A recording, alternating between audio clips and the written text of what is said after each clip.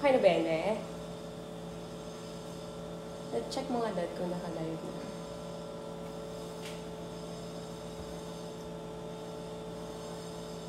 Yan na yan. Live video.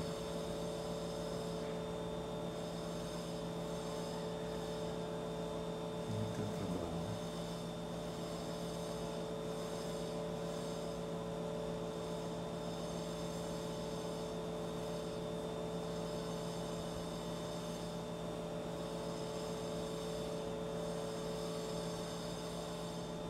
May nabibigyan.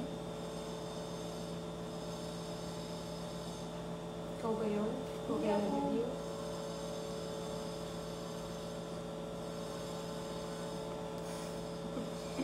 Shout out!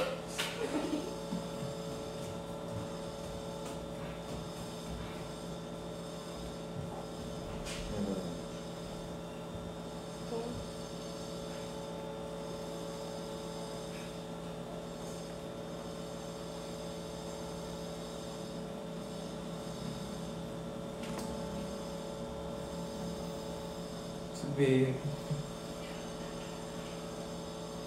Dilim. Parang. Dilim. Saan ba yun?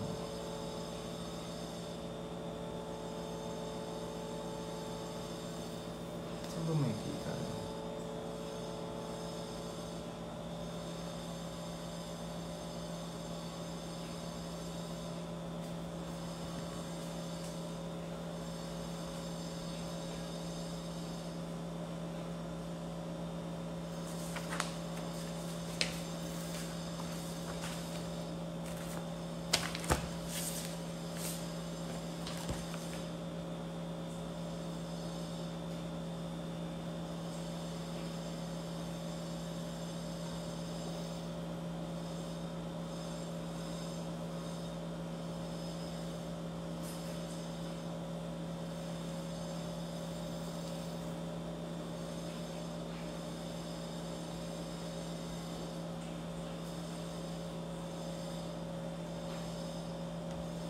Yung mga message na kita mo. Sino nag-message? Hindi, watching lang. Watching.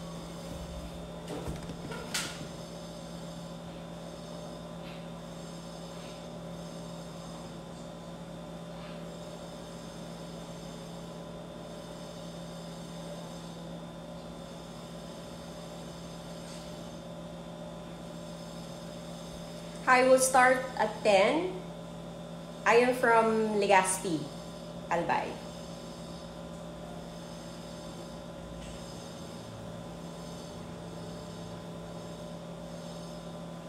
I will start at 10.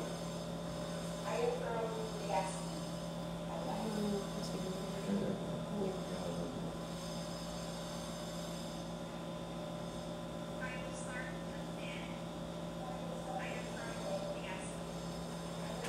Mas nabibigay with me. Mute na lang dad lahat.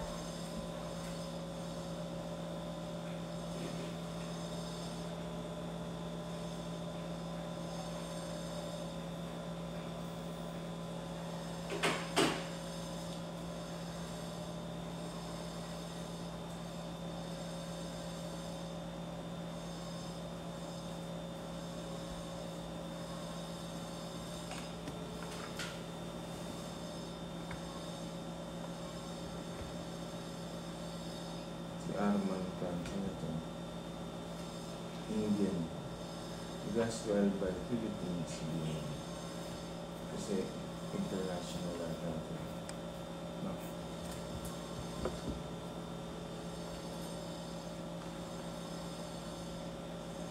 Hi, Jen.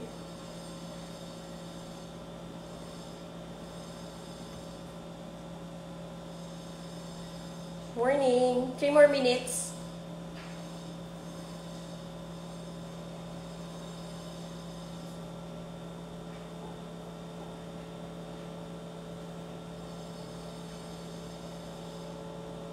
Morning, Ma'am Michelle.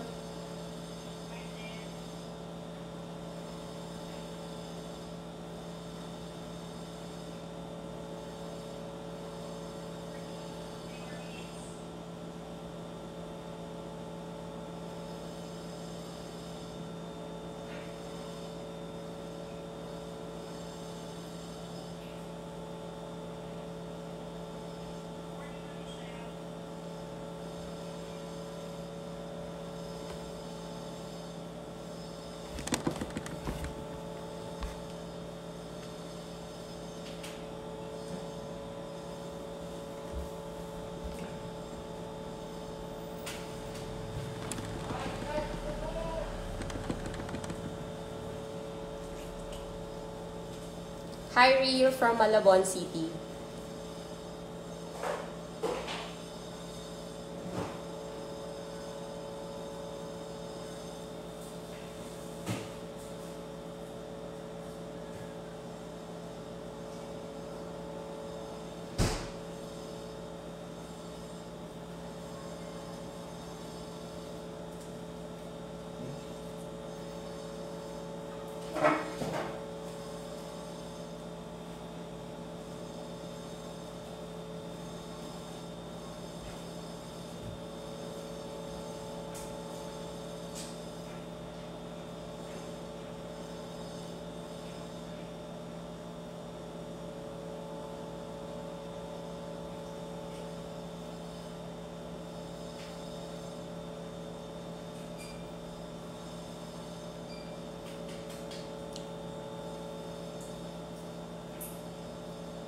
Hi, Lally Villafuerte. Hi, Darwin. We'll be talking about how to help kids cope with stress during quarantine.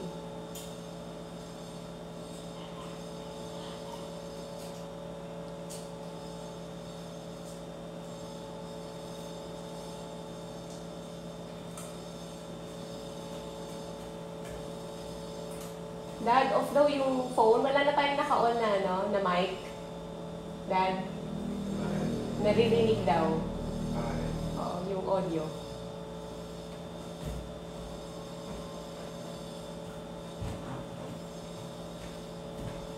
Wala na, di ba? Si Bea. Sabi mag-headphones na lang. Kasi ito wala na ito na audio. Alright, good morning. It's 10 a.m. We will start our FB Live learning session. This is from the very good initiative and advocacy of Vibal Publishing House. So this morning, we will be talking about helping kids cope with stress during quarantine. But of course, to help you get through with this discussion, let me break down the important concepts in our discussion. So dun muna tayo, of course, sa children. I know all of you know what we mean about children, but let us contextualize it in the Philippines, no? So in the Philippines, when we talk about children, let's take that from Republic Act 7610. Children are persons below 18 years of age or those over, but are unable to fully take care of themselves or protect themselves from abuse, neglect, cruelty, exploitation, or discrimination because of a physical or mental disability or condition. Now, we can also talk about children in terms of the different generations. But let us correct that when we talk about children, they are not or anymore the millennials. Kasi di ba lagi natin sinasabi ang mga millennials ngayon, no? But then again, let us correct that because millennials would be those people born between 1981 until 1996, roughly around 1996 or 1997. So they would be, ilang taon na sila ngayon. So parang 23, 24 na, no? Or 25 even. So when you talk about kids or children, they would be the Generation Z. Okay? Kasi Generation Z, that's from 2003. Sabihin natin, para lang mapasok siya doon sa sinabi ko kanina na children are below 18 years old. So 2003, so that's 17 years old until 2010. They can also be the Generation Alpha. No? So Generation Alpha, 2011 until present. Ayan, no? Sa psychology naman, kasi po ako po ay isang psikologista, we can refer to, of course, Erik Erikson's stages of psychosocial development. No? So, ano yung mga stages na pasok when you talk about children? So, this would be from ages 0 to 1.5 years old. Ano yun? Basic trust and mistrust up to hanggang sa identity versus role confusion. So, that would be around ages 12 until 17. In developmental psychology, of course, we can refer also to children as those in the stages of infancy until adolescent stage. Ayan, no? Alright, so given that, let us also emphasize para mas maganda yung discussion natin dito kung bakit importante itong pinag-uusapan natin. Why do we need children to be helped? Why do children need to be helped in times of stress or stressful situation? Kasi nga, di ba, they are protected by human rights or the rights of the children. Tapos i-emphasize ko lang that there is one here that's very applicable, no? Every child has the right to full opportunities for safe and wholesome recreation and activities, individual as well as social, for the wholesome use of his leisure hours. Another one would be every child has the right to protection against exploitation, improper influences, hazards, and other conditions or circumstances prejudicial to his physical, mental, emotional, social, and moral development. Ayan. So, yan, hindi ko yan gawa-gawa kasi I got it from a reference online. Ano? So, pwede ko ba siyang pakita? I can flip the ano na eh. So, here. No? Ayan. Okay. So, anyway, I'm willing to share the reference with you. This one that I've already prepared. Okay. Sige, let's move on. Okay, now, because we are quarantined, every one of us is following, I hope, following the enhanced community quarantine. There are, of course, a lot of changes, and change causes stress. Yan, no? So, tanong ko lang, ano ba ang normal day ng inyong anak? No? Ano ba yung normal na daily routine ninyo? So, most of you will say that, of course, your children go to school. Some of them attend tutorials during weekends. So, syempre, Monday to Friday, nag-school sila. Tapos, tutorials. And then, enrichment classes. And, syempre, yung parents, they go to work or business. And then, pagkatapos, they would eat out for lunch. Yun yung normal, no? Some dinner pa nga, no? Of course, with family and friends. Children also drop by the parents or grandparents, rather, grandparents' house. Punta sila sa friends nila, especially yung mga older kids. Or to their cousins to play. Or sa mga classmates to do, for example, may group activity or research, ayan, no? So, children tag along with parents kapag may errands, halimbawa si mommy would have to buy something in the grocer or kaya they have to pay bills, so nagkatag along yung mga anak nila. Okay, what else? Of course, they go to church, no? The family goes to church on Sunday, they go out as a family on weekends. Ayan. Pero dahil we are now on ECQ, anong nangyayari? No? So, ayan. There is a suspension of classes. No? Some older children or some children would have this online classes. Okay? But not all. Okay? Parents do not go out for work. Ayan. Hindi na umaalis si mommy or si daddy during weekdays to go to their work or sa business nila, ano? What else? They cannot eat out anymore or dine out anymore kasi closed na yung mga fast food chains or restaurants, no? They cannot also accept visitors. No more playmates from neighborhood. Wala na muna mag-visit ng mga relatives. Okay? What else? They stop going to church.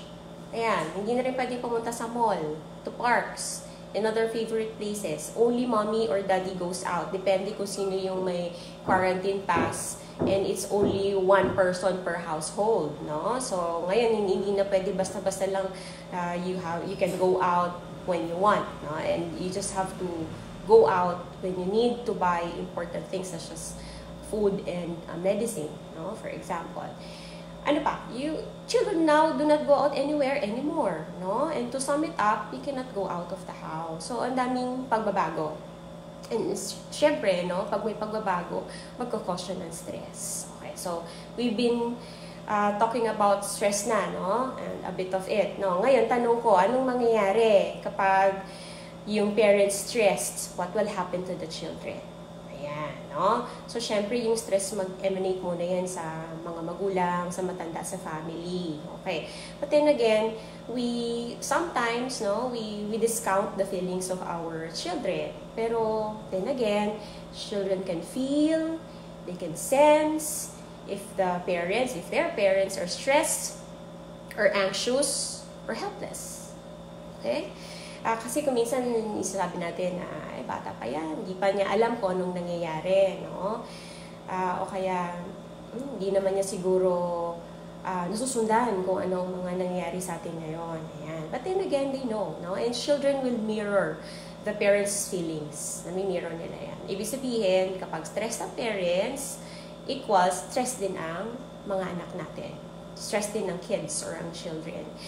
Also, your children, your kids will also adapt to the language that you are using. No? Kapag agitated ang parent, kapag galit, kapag hopeless, we tend to use or be not mindful of what language we use around our children. So, wag na po kayo magtaka na ngayong quarantine, dahil stressed kayo, may nasasabi kayo na alam niyo hindi naman usual na ginagamit ng mga salita, nagmumura kayo. Huwag na kayo magtaka kung bakit yung anak niyo napulot yung ganung salita, no? Because she or he, your child, heard it from you. No? Kasi nga, nami-mirror nila yung ating feelings. Okay. What else? What will happen if the parents are stressed? Now, what will happen to the children? Iba-iba kasi, no? We cannot say na may isa lang na type of reaction ang mga bata. The children show different ways of responding to a stressful situation. Okay? So, they may differ in how they think, they feel, and how they show their behavior. So, tatlo lagi siya. No? So, cognitive, affective, and then behavioral. Okay. Younger children would show this being stressed through bedwetting, others would be through thumb sucking, tapos young or older children they would show loss of appetite or loss of sleep, constipation or diarrhea, they become irritable, emotional, easily moved to tears, konti-konti lang, iiyak siya, very sensitive, withdrawn, and even defiant.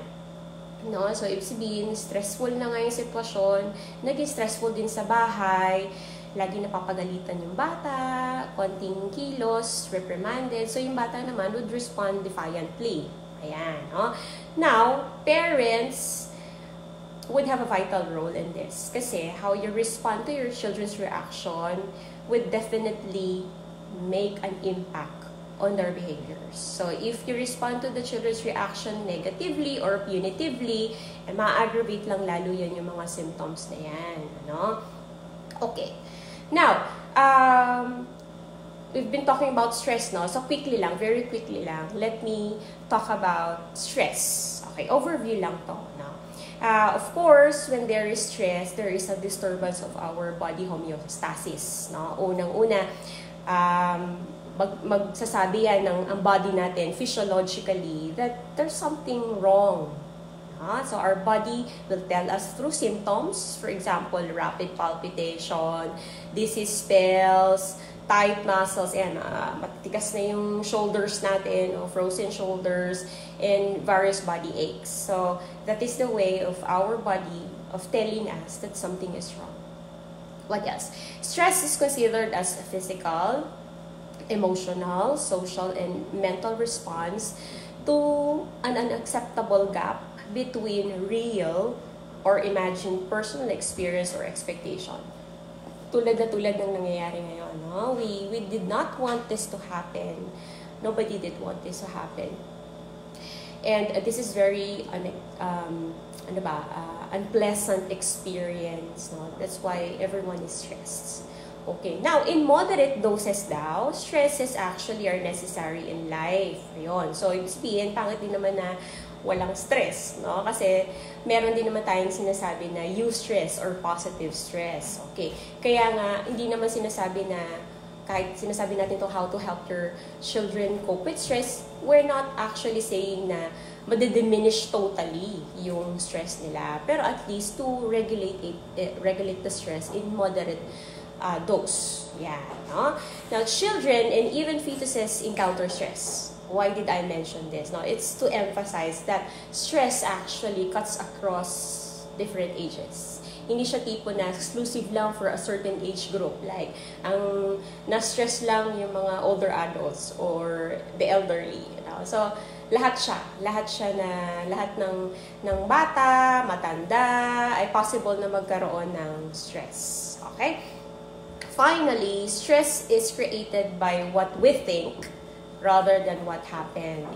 In psychology, we have this what they call cognitive distortions. No? Beck talked about our perception usually is inaccurate because we're stressed and we tend to overthink, exaggerate our thoughts, our feelings, and affects our behaviors. Yan. So, cognitive distortion yan. May pwede akong i-share sa inyo na link. Ito.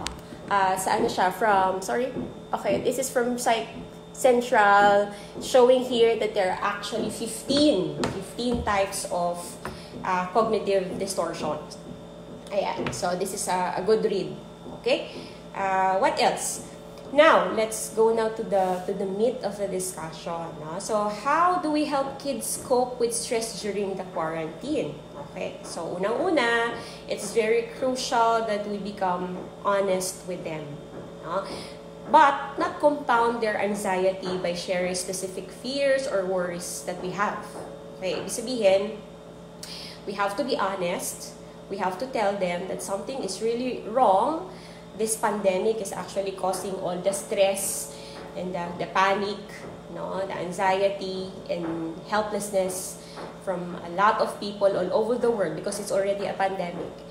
But then again, we have to explain it in ways that they can fully understand, fully grasp. Mga bata yan eh. Especially, I'm talking about younger kids like range ng even 1 or until sabihin natin na 7 years old. No?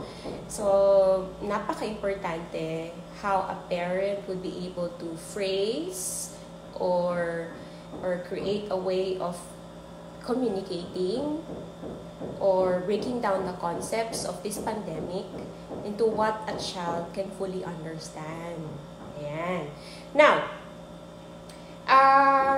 ang pinakamagandang gawin first is to explain that during quarantine, what can be done and not just what cannot be done. Ayan. Kasi kadalasan ang nangyayari sa parents when for example the situation is restricting, puros yung hindi pwede ang nasasabi. So pwede naman kasing i-explain sa bata kung anong nangyayari by saying what can be done, ano ang pwedeng gawin. Ayan, no? And please don't lie to your children. Huwag na tayo magsinungaling na tipong, anak, it's alright. Bukas you'll return to school because you don't know that. No? Okay, it's okay, anak. By Monday, daddy will return to work. Ayan, and everything will be alright. Yung mga ganon, no?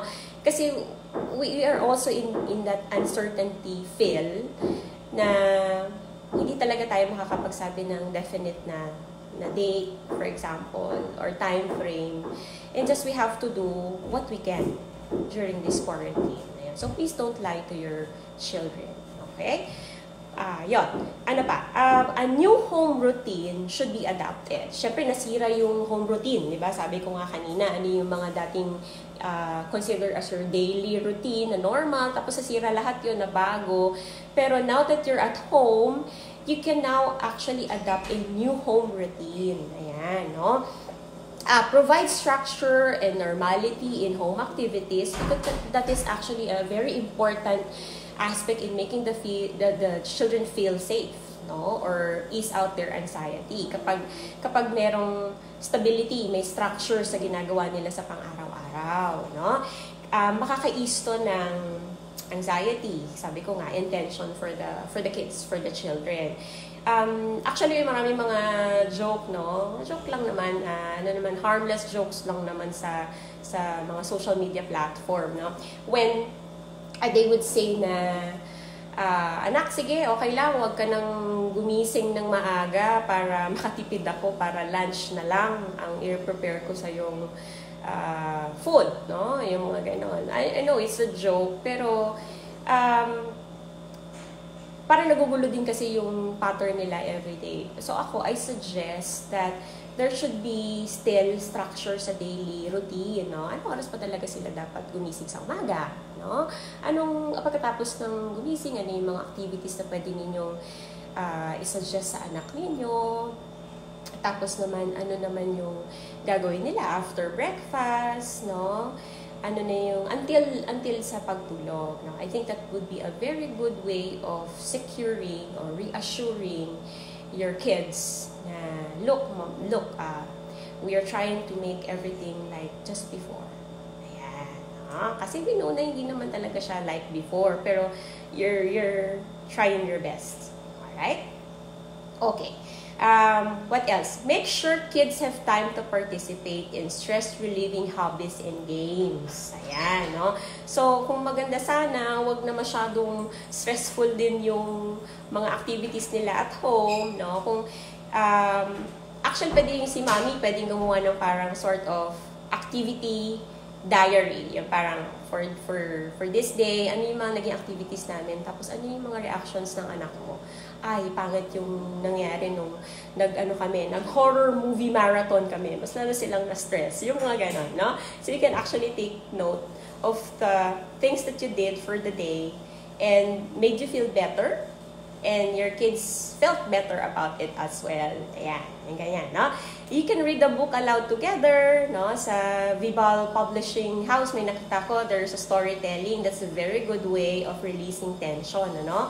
Play a board game, ayan. Yung, wag puros online, ha? You can try yung basic, like Snakes and Ladders, Monopoly, what else? Scrabble, chess, and the like. Yan, no? You can also create an outdoor, indoor, indoor. Kasi kung outdoor, kung paano kung wala naman silang ikutan. Indoor na lang. Indoor amazing race. Kung malaki-laki din yung space sa bahay ninyo, just make sure na child-proof siya for accidents. Yung gano'n.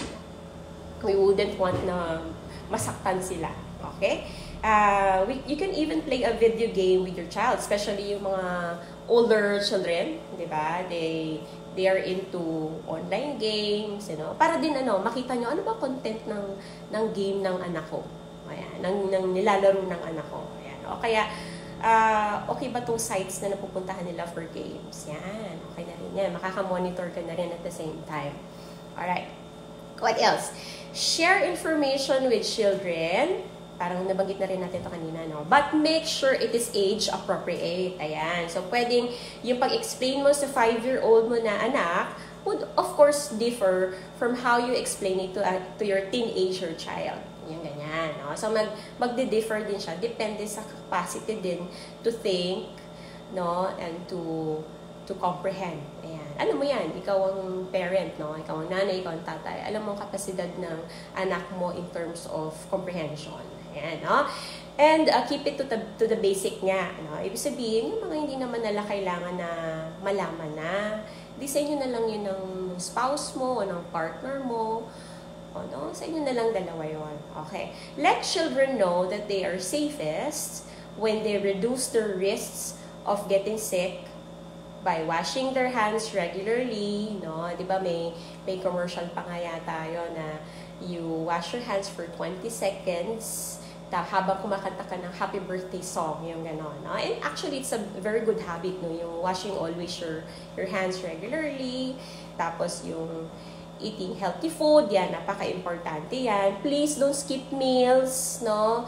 Huwag yung tipong you will want to, you want to skip meals kasi sabi mo maraming mga nagugutom, kaya anak, wag na rin tayo kumain. Wag naman sana ganon. No? Don't compromise your own health because you are sympathizing with other people. I don't agree with that, no? Kasi not eating is not healthy. Alright? Not eating is not healthy. Of course, overeating din naman is not healthy. No? Yung tama lang. Okay? Resting. Ayan, no? Your children, of course, need to have enough sleep. Wag naman oversleeping, no? Sa psychology, we call that hypersomnia. Pangit din naman yon.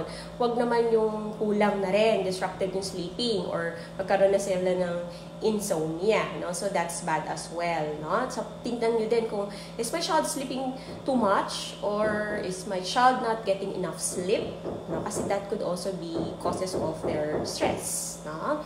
Okay, may nakita ko dito na magandang read from National Sleep Foundation.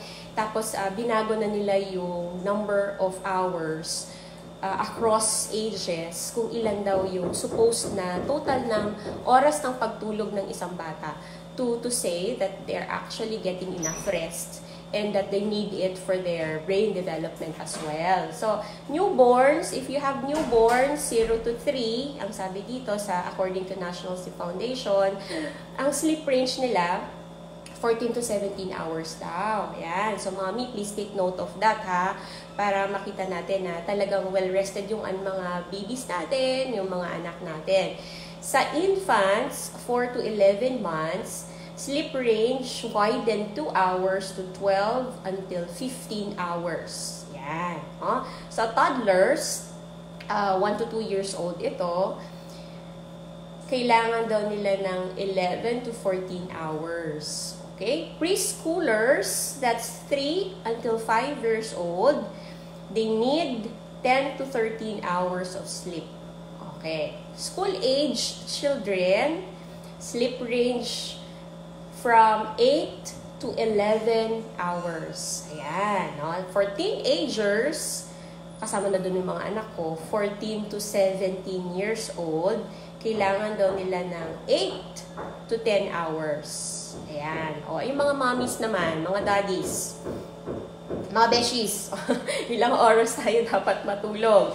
Kung ang age mo daw is from 18 to 25 years old, you need at least 7 to 8 hours. Ayan. Please take note, ha. Adults, 26 until 64, ang sabi dito, according lang to sa National Sleep Foundation. Okay, at sleepfoundation.org. Sabi sa dito, 26 to 64 years old, 7 to 8 hours pa rin, no? Sorry, let me correct myself. 7 to 9 hours. Ang 7 to 8 pala is for older adults, that's 65 and older. Yan, no? So, please take note of that. Okay, I will include this in the PowerPoint that I have prepared, and I'm willing to share, sabi ko nga kanina, the PowerPoint that I'm using right now to all the viewers. Ilan na ba yung viewers natin? We have, wow, 131 ayan, na viewers. Alright. Sige. Let's move on. Ano pa? Nabanggit ko na yung eating healthy food, enough rest. Ayun, syempre, limit contact with people outside of their home. Kasi nga quarantine tayo, no? Sabi nga ganun, huwag magpasaway. Sabi nga ng ating mga frontliners, please stay home and you can save more lives. No, ayan, no? So, that's our part naman. Sana, huwag na magtanggap ng bisita, huwag na rin bumisita. Kung may birthday celebration, have it among yourselves na lang muna. You can always naman have another celebration after this ECQ is over and done with, no? Kung wala na tayong pandemic, no? Hindi na mawawala yung celebrations. Actually, mas maraming celebration pa tayong gagawin kapag natapos tong pandemic na to. Pero right now, please limit contact, no, with people outside of your homes. Okay. Now, it is very, very important that we acknowledge that this pandemic is actually very scary naman talaga, no? So, this is scary time for many people, and whatever your children are feeling are actually valid. So, sabi natin, whatever emotions children are feeling are valid. Ayan, let me repeat that, no? So, let them use their creativeness and, what's this? Creativeness, yung mga unique na ideas nila, encourage that in trying to express their emotions or feelings. No? A very good activity would be coloring and drawing. Ayan, no? Then, very simple lang yung instructions, such as assigning colors for feelings. I will share you I'll share to you some of the materials that I use kasi I handle children who are traumatized. No, pero sabi mo, ma'am, bakit naman trauma ka agad? No? Yeah, sige. Pero I think it's still applicable naman. No? It can be used pa rin. No? So, very simple naman kasi ito. Wala naman tong pangalan. Okay, like for this one, you can see on your screen, I let the child draw. Ayan, no? Draw yung non-dominant hand nila. So, what is non-dominant hand? Ito yung kamay na hindi nila pinang susulat. Iti-trace nila yon. So, after tracing that, I let them choose colors. Okay? I let them choose colors. Sila bahala. Walang rules to, mommies and daddies, ha? Sila bahalang pumili nung kanilang gusto na kulay to be assigned for a certain emotion or feeling, no? So sabihin mo, huwag kang magsasabi na anak pag galit dapat red, no? Hindi, no? Kasi ikaw na yung yung susunod doon sa activity. Kaya sabi nga natin, let them vent, no? Let them be creative in venting out their emotions. Pabayaan mo sila. So ayan.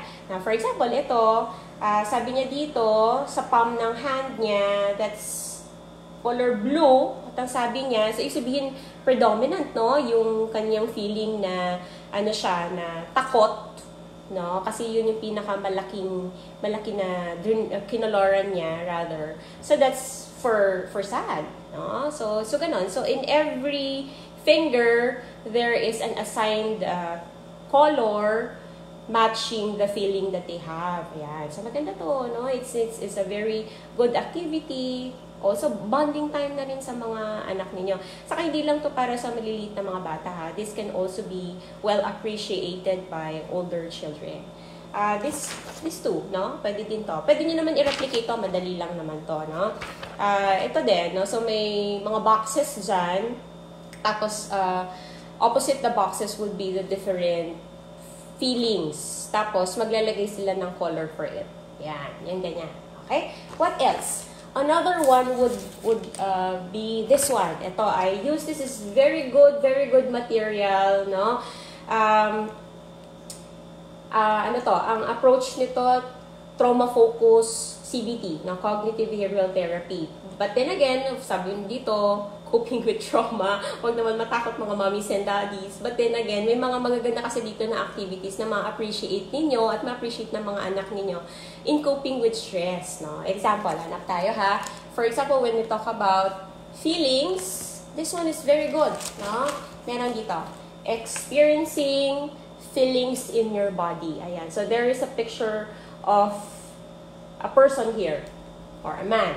No? Tapos yung parang katulad din kanina yung sa tracing of hand, dito naman, tao naman. Tapos ilalagay nila kung saan part ng katawan nila na-feel yung certain na emotion na yon. Ayan, no? So makikita ninyo yung yellow nasa pit ng stomach nung nagsagot nito, no? So yung yellow kasi dyan na color, yan yung ina-assign niya for fear. So, dyan niya pala nararamdaman. Ayan, no? So, it's a very good way of getting to know the feelings of your children and getting to know that would best help you in processing your child's thoughts, emotions, specifically their fears, their stress during this quarantine. No? Because we have this pandemic. Ayan, maganda yan, no? So, in every part of their body, kukulayan nila. So, makikita mo nandito, kawawa naman yung anak ko, ganito. I mean, you can do something about it. Ang hirap kasi kapag hinuhulaan mo kung yung nararamdaman ng anak mo. So, ito, meron kang makikitaan na, ayan, ganito palang nafe-feel ng anak ko. You can even do it for yourself din, Parang you can do it alongside with your child, no? Magandang activity together with your kid. Ayan, ano pa? Well, if you cannot find this, I can, actually, it's in the internet. You just have to search for it. Ang mga authors nandun naman, nalagay ko sa references ko. This one, another one is facial expression. So, there are drawing, empty yan. So, ang nag-drawing na niyan, yung sumagot nito. No? And there are labels for each of the circle na parang face siya. And then, the child will put in the different facial expressions. Pero dito nakikita niyo may kulay na kasi minerge ko na yung kanina na activity. No? Kung yung nag-assign sila ng certain color for an emotion or feeling, tapos, ilalagay na rin nila dyan. Ayan, no? So, ganun palang tingin nila kapag masaya, kapag excited, etc. etc.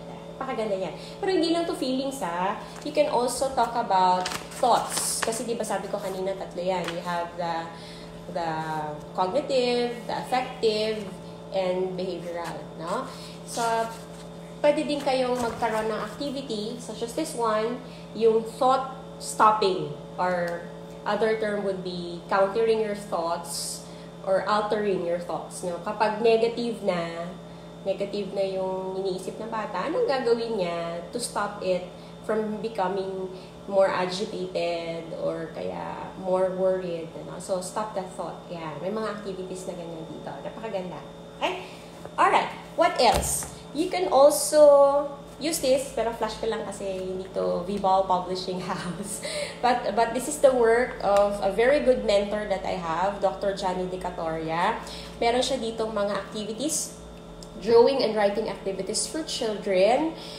And they talk about how to, these are ways on how to diffuse or de-stress yung mga kids. No? I'll share one here, pero baliktad to sa screen nyo kapag pina-flash ko. Empty lang siya, empty space lang siya, tapos may brief lang siya na instruction. Like for example, draw or write something that would help you feel safe, no? So napakaganda, no? So ngayon magkakaroon kayo ng insight, ng reflection na ito pala ang tingin ng anak ko para ma-achieve niya na safe siya or ma-feel niya na safe siya or secured siya. Ayan. So napakadami dito, no? There's even one here saying na how do you see hope? Ayan, no? Ano tingin mo sa hope? Tapos may Filipino version siya. Ayan, meron pa dito. You can also process na sumulat o gumuhit ng tungkol sa iyong nararamdaman ngayon ukol sa pangyayari. Ayan, ayan. So, ibig sabihin, anong nila, feeling nila, anong naiisip nila sa pandemic. Ayan. So, napakaganda ng mga activities. So, example lang naman po ito. You can always search through the internet kasi puros online na lang tayo. Or maybe Vibal Publishing House also have this sort of materials, learning materials that would be helpful in creating activities for your kids that they would appreciate. Kasi hindi siya masyadong academic in nature. More of expressive art ang dating niya. Kasi doing art actually for children, for kids, is already therapeutic. Yan. Yung pagiging engrossed nila habang nagdo-drawing sila, nagkukulay sila, watching it, priceless. Napakaganda nung experience pa ginawa niyo yan together with your kids. Yan. Okay. Moving on, ito pa, isa pang tip. I know you're doing a lot para matulungan yung anak mo, pero baka naman makadagdag pa to, and maybe to affirm that you're doing good, you're doing great, no? With how you are helping your kids, no?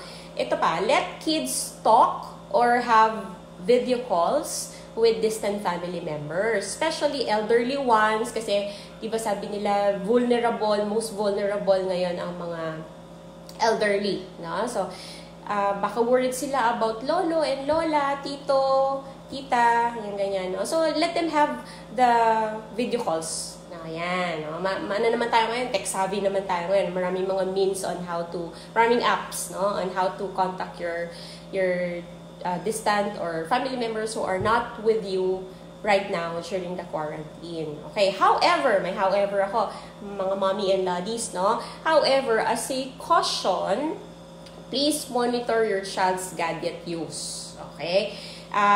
Kung meron na kayong na-establish before na limit on their gadget use before the quarantine, please do not use the quarantine as an excuse to set aside your house rules. No? Ako naman, against din naman ako na porket ba quarantine, wala ng house rules, yung ganon. No? So, ibig sabihin na dagdagan pa yung change of routine ninyo, yung what is you consider normal. No? Kasi normal naman depende yan sa kung anong nakasanayan nyo, kung anong normal sa'yo. No? Kasi hindi naman pwedeng pare-parehas ang definition natin ng normal, kung ano yung appropriate sa family niyo. Also, for older children, mommies and daddies, please monitor the websites, the social media platform that your older kids use during idle time. Kasi di ba pag idle, nako, yan na. Diyan lalapit yung mga online predators, no? Or may mga malicious online characters. Yung iba pa nga, they would have like video calls, tapos papakita yung mga private body parts, yung mga ganun. So please be wary of that. Okay. Parents or adults will help best if you have adequate knowledge about what is happening. Ayan din, no? So, syempre, paano mo tuturuan yung anak mo kung ikaw din nag-propagate ka din ng fake news? May nakita ka lang na post sa FB, shinare mo, kinento mo sa mga anak mo, tapos yun pala yung source of information mo ay hindi naman pala valid, no? Or questionable yung content kung saan lang kinuha yon, no? So, please make sure that you are not also transferring pa incorrect ideations to your children. Kasi, hindi lang siya magkukos pa ng more panic sa mga anak ninyo. Nako, ikaw pa tinuloy mo pa yung fake news na napulot mo kung saan na website or social media platform na wala namang katotohanan. Okay. Right? What else? Here. I will be showing to you a good resource, ang WHO. Sorry, let me just adjust the lighting. Yan, okay. So, this is a reference from World Health Organization on how to help kids cope with stress during this pandemic. Ayan, so pwede nyo din po yung mabasa. Alright. Sorry, I was not able to read yung mga previous na comments niya. Pero when I finish, maybe I can go back and look at the questions that you have or queries that you have. Alright? Kasi patapos na ako. Okay. Ayan. Final reminders to parents or adults who are taking care of kids. Okay. Siguro narinig nyo na itong mga cliches na to, no? Number 1, you cannot pour from an empty cup. Ayan. Ano pa? You cannot give what you do not have. Ayan. So, anong mga meaning natin dito? So, ibig sabihin, kung ikaw stressed ka at hindi mo rin nahahandle yung stress mo, malamang hindi mo rin matutulungan yung mga anak mo on how to handle their stresses. Ayan, no? So, it is most vital that parents or adults taking care of kids learn to regulate their own emotions, their own thoughts, and their reactions. Please take note on how you think, you feel, and react on what is happening all around us. Kasi it's affecting everyone, I know, no? Sa amin nga lang kagabi, very stressful kasi nag-positive na ang albay for COVID, no? So, syempre, paano natin to i-handle? Bago tayo mag-react, you have to be very careful kasi baka iba yung interpretation ng ating mga anak sa mga sinasabi mo.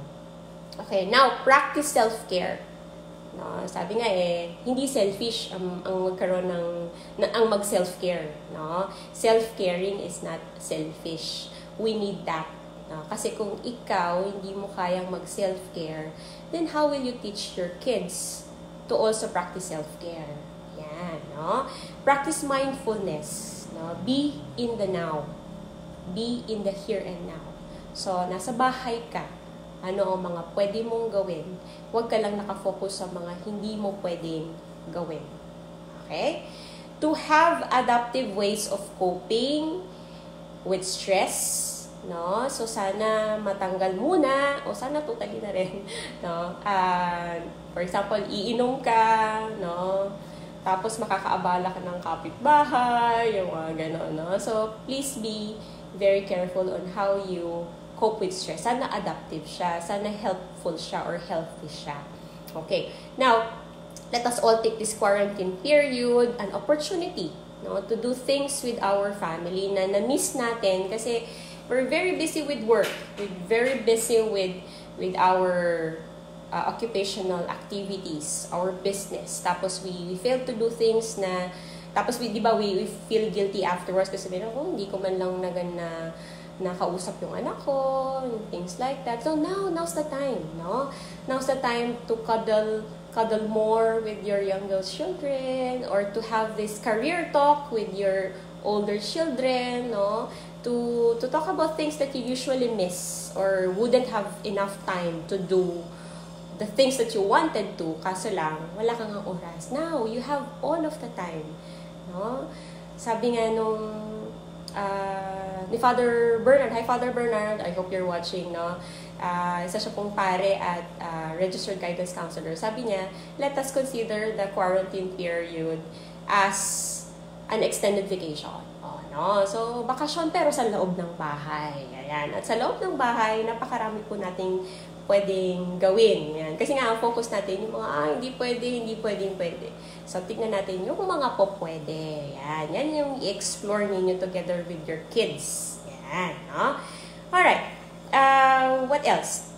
Above all na ako. Above all, to make use of this time, this quarantine period, let us evaluate our faith in God, no? So, hindi naman siguro masama na you take time to pray, to attend mass, pag sa television, or meron din ng mga sa FB Live, yung mga ganon, no?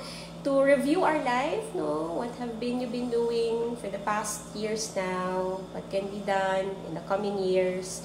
And how much we should be thankful about. Ayan, sabi nga nung isang post sa FB, no, sabi nga nun, even though the world is in chaos right now, I have to thank God that I've had a house, food, water, warmth, and love.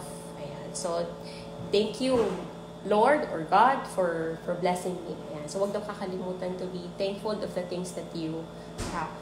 Kung kakalimutan yun. Kasi pag nandyan yung composure mo, na ganun yung tingin mo, ma-transfer din yun, mag-mirror din yun ng mga anak natin. No? Kung ang practice mo rin is to pray, to ask guidance from the Lord, your children will also follow. Okay. Alright. I think that's the end now. I have here the references. Okay. Ayan ha. Flash ko lang yung references. And then, what else? Before I end, I would like to promote an initiative of Bicolano registered psychologists and registered guidance counselors. We have a program, no, every Friday sa Radyo Veritas Legazpi, Dear Titos and Titas. Ayan, this is our this is our poster, Dear Titos and Titas. And there are two anchors from Radyo Veritas Legazpi, tapos nagko-anchor either guidance counselor or registered psychologist. We had our first edition nung Friday lang, kahapon. And then next Friday, I will be one of the co-anchors. Tatawagan nila ako ni Tito at Tita and another registered guidance counselor. Ayan. Kasi konti lang po ang registered psychologist sa Albay. Okay, so here in Dear Titos and Titas, we talk about coping with stress, other mental health concerns. Ayan, and maybe you will have time to listen in and help more in terms of our mental health issues. Okay, so I think kasi sabi ni Ma'am Michelle and Sir Paul, I can answer some of the questions daw. Meron ba mga may questions ba? Sabi dito ni Marichelle, hi Mama Marichelle. Sabi niya, telling stories to my children. I tell stories about my love life with their dad. Good, very good. Ayan. No? What else? Board games are great, sabi ni Ma'am Jen. Hi Ma'am Jen. Sabi ni Ma'am Jen, tama yun, no? Yung mga sinabi natin kanina ng mga board games. Yung iba, bate. Okay. What else?